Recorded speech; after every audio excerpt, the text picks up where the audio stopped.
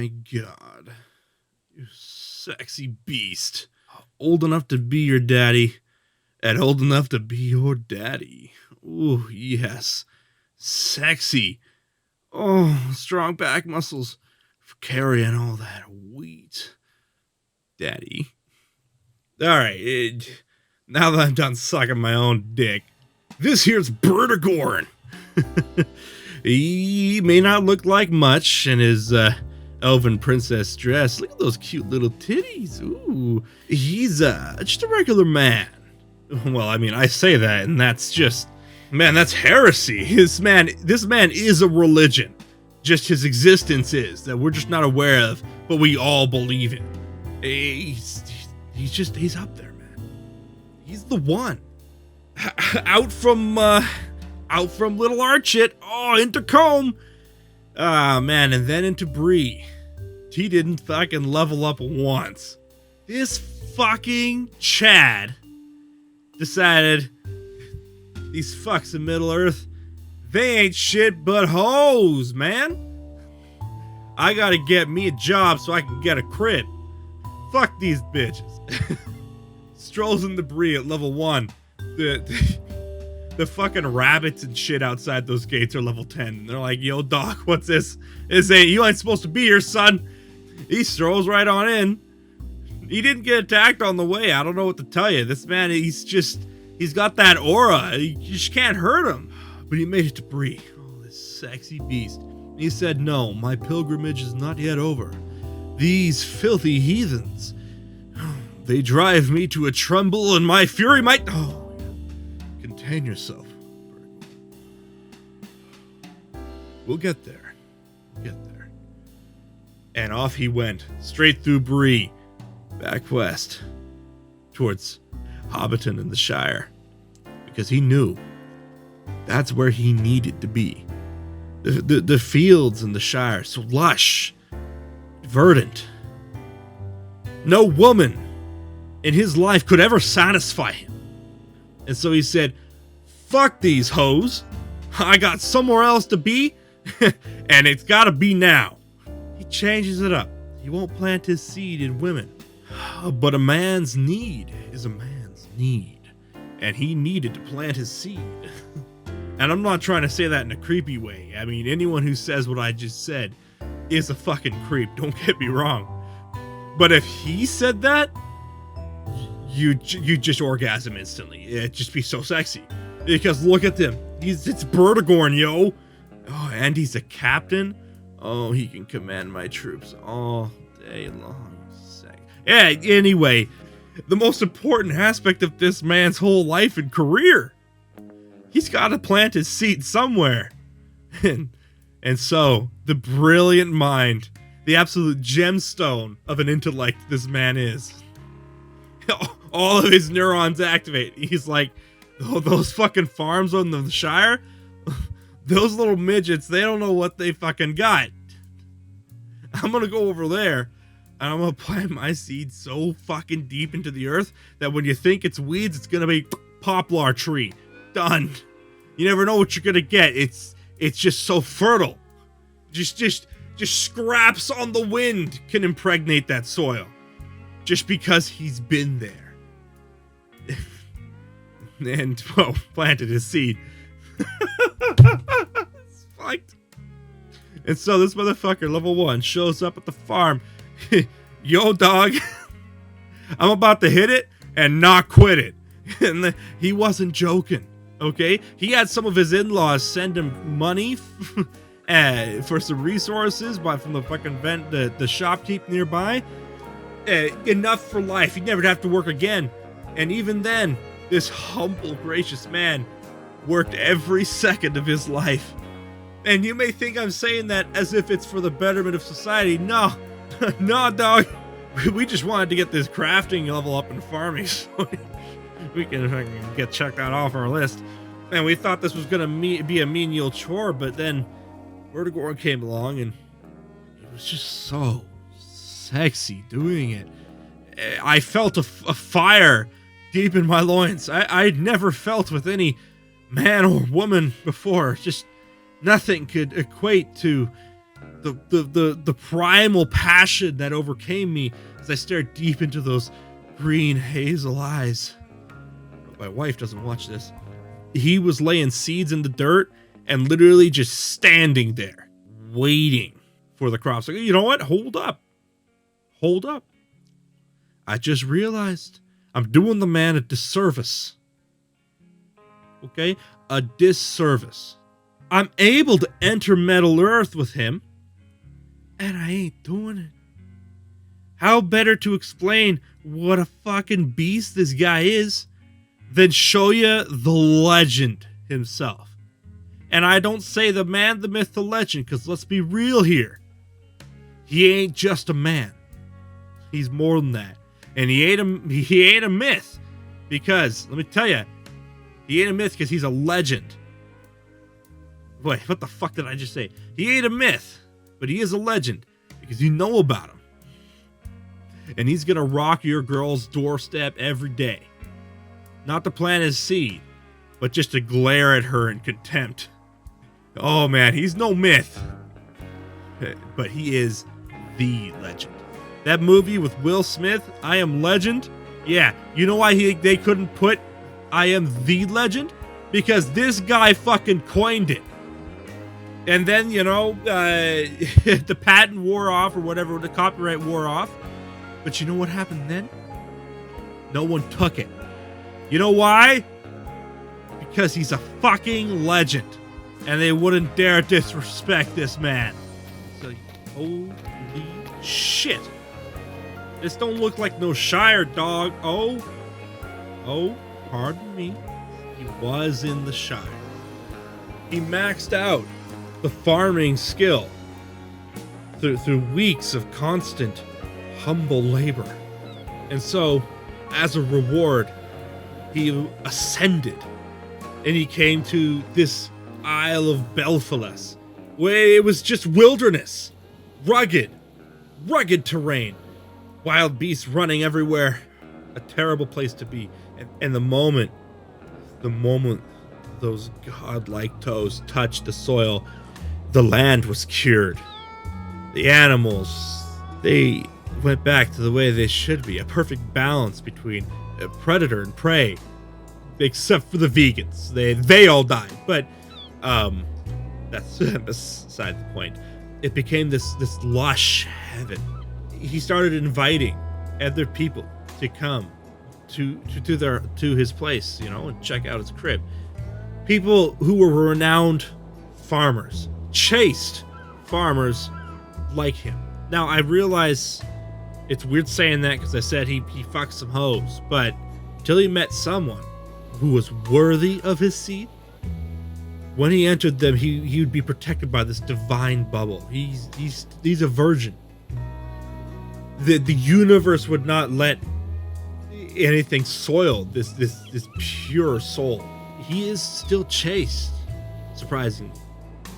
Yeah, and they started building houses, and they found that no matter what they built, it'd be a shit little wood fucking house. It'd be a little wood house, and just by being in Berdogorn's presence for a short amount of time, the house would erupt into color and stone, and everything here was beautiful, perfect, just because he had laid his seed upon the soil. He's a god among men, and so now he lives to the end of his days on this private farm. Fuck these hoes. All men, brother. Oh, you see this? Rare Madam Hunter's armor? This is where you get to choose some really good on-level gear. Yeah, I hover over that breastplate. Look at that armor. Might, vitality. It could use a bit more vitality, but yeah, it's not the point. But a humble man like Berdogorn, wearing his perfect blue dress, what he does is he takes the biggest piece of armor and he has to put it on himself because he's too good for this armor. It would sully his name and his legacy. It would sully the very hands to just even hold this for too long. And so that is a solid cast iron breastplate That shit's like 180 pounds of solid iron. Okay? No, ain't no one destroying that. But out of respect for this fucking legend, the metal, it destroys itself and removes itself from existence. Oh, wow. Would you look at that? I haven't logged in years. And yet, this fucking beast, it kept up with the crafting. You know what I think it was? The game had too much respect for this beast. You want some Minas Ithil fields? This is the highest level of farming in this world. And crops, they can take over a year to mature. But when they're in Bertagorn's presence, they mature in seconds. All he needs to do is throw the seeds into the ground, and they sprout forth, just eager to please this sexy, sexy soul. Let's put down an entire small crop of Minas Ithil field. Look at this. Oh, it throws one batch of seeds out. They sprout forth, and in perfect symmetry. Look at that. Because they have too much respect to do this man any wrong. And just by reaching down into the ground itself, they will gravitate towards him and dematerialize and go into their heaven, granted through him. Because as I said earlier, he's a fucking religion. Look at that. He puts them, they're all gone. That's it. Look, they're gonna dematerialize. Oh, there they go. Off to a better place. So he could take these hardy crops. And they'd just be regular crops. But they're hardy because they're filled with his eternal love for them. And he could turn them into their best and final form. Look at that. By kneeling into the ground, the grass itself erupts into what he needs. And look at that. And then he'll pop back up. It's a magic trick. Look at this. Hello. Let's show you his crib, dog. Let's take you through it. This brown bear trophy, just like that black bear trophy we'll get to in a bit, he was encountered by a hungry bear in the woods while he's out looking for seeds for new crops, things to create and bring into this world. They encountered him hungry, ready to kill even for some meat. And yet when they saw Bertagorn, they stood up and beat their chest with one arm. 2 pumps. Respect. And they just died. That's straight up. Just they fucking keeled over. And then birds came by like a Disney fucking princess and carried the bear off to the taxidermy. And he set him up for life. Thorin's bust.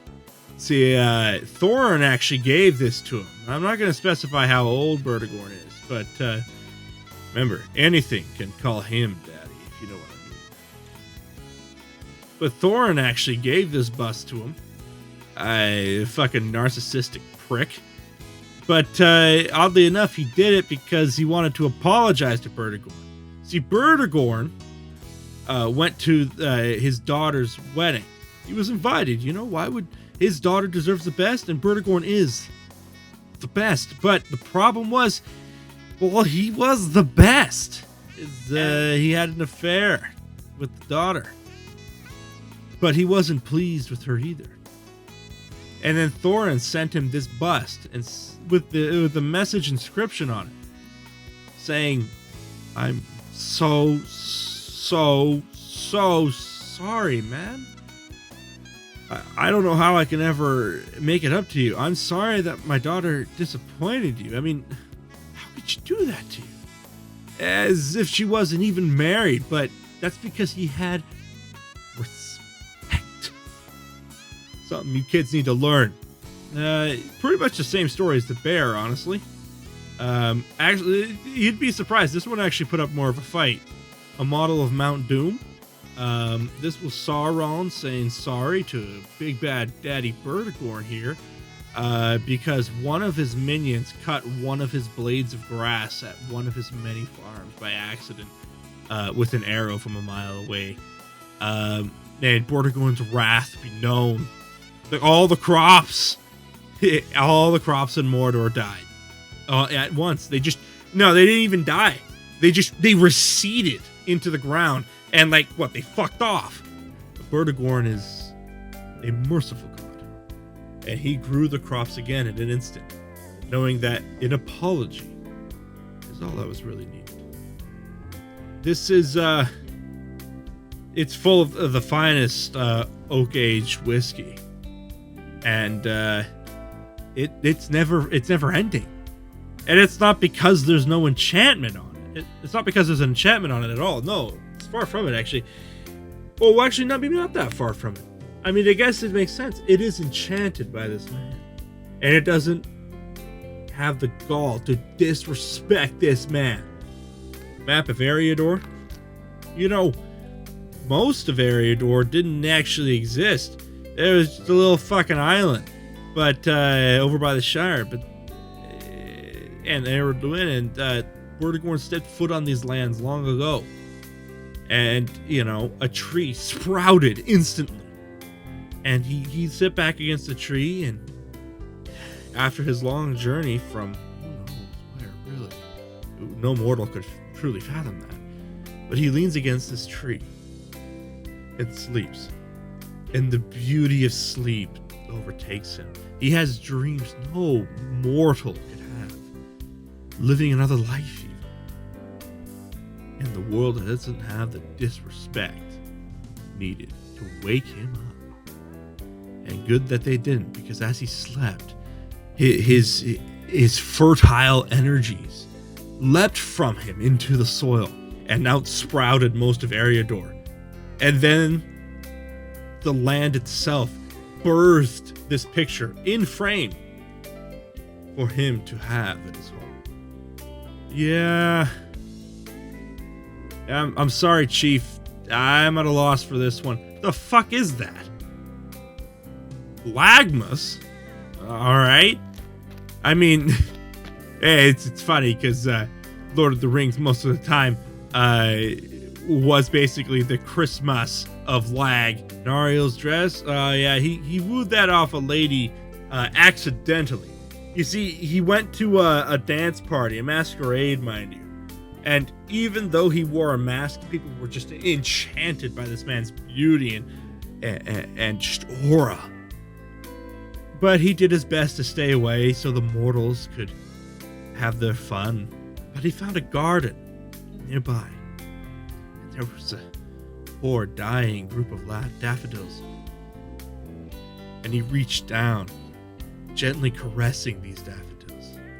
And in moments, they sprang back to life. See, Narhuiel was one of the people there, and she saw this. And off came the dress. She was ready to carry his children. But he gave her a kiss on the cheek, and he said, "Not for some filthy hoe, no." And you know what? She was okay with that. Respect. He kept the dress, though. Oh, Bertagorn made, he's merciful. But sometimes, sometimes the misdeed is just too great. It's just too much. Sometimes a soul deserves eternal damnation. He met a dwarf once who bought a potato from him, took it home, cooked it, and as he put it in his mouth, he gagged. And Bertagorn, he wasn't there, but he could feel it.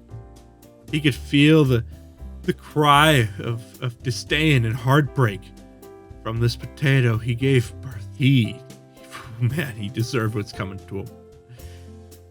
And so he keeps them in this barrel. Every once in a while, he lets the dwarf have a look around. He gets some fresh air, and he promises him, "You're not going back in. You're free now." And every time, the dwarf has hope, and every time, it just ain't true. He goes right back in. Look at this bad boy. Open up. Yeah, I'm over here, dickhead. Yeah, that's what I thought, bitch. Small cupboard? Yeah. I think one of the tenants got that. YFC Animal? Yeah, weird fucking name. I don't know why he chose YFC Animal. Doesn't he know? Bertigorn is the only one who is young. Well, I mean, still daddy. Fresh and clean. Even though he farms all day, his hands are never dirty. The dirt has too much respect to do that to him. Here's a map of Moria. Moria didn't really exist immediately, you know? There were no caves. It was a solid mountain. But then Bertigorn approached the mountain. And he was thinking, I want to go to the other side. But the journey around is mighty long. You know what? Stone itself had the respect to just open a way for him. And so thus became the Mines of Moria. It's only called Moria. As he entered the mountain, the stone and the mountain screamed, "Oh yeah, Moria!" Sorry, maybe that was unnecessary. Breakfast table. Always filled with food. It restocks itself. Another Thorn bust. Yeah, it may be possible he slept with Thorn's son at his own wedding too. This is a beast that did not have respect for the crop life.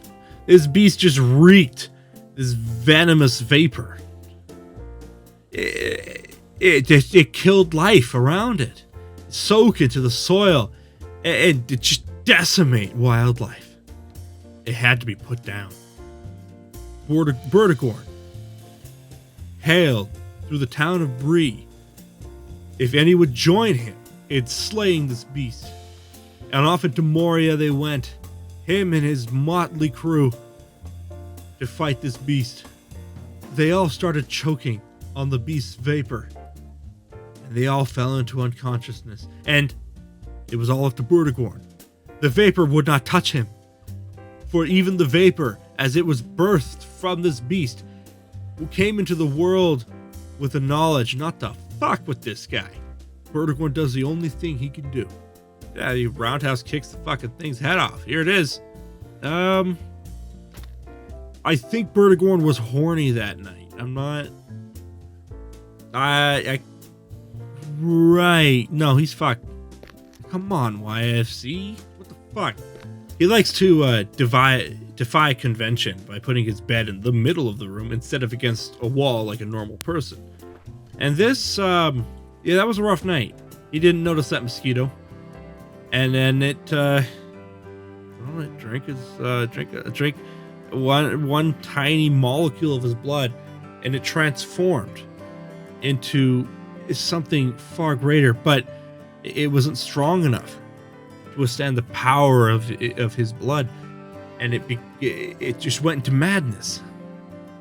Bertigorn put it down, and it holds its stinger now as a warning to all other mosquitoes. Don't try it. That elegant blue bottle arrangement in the middle of the carpet, in the middle of the fucking floor. YFC, what the fuck?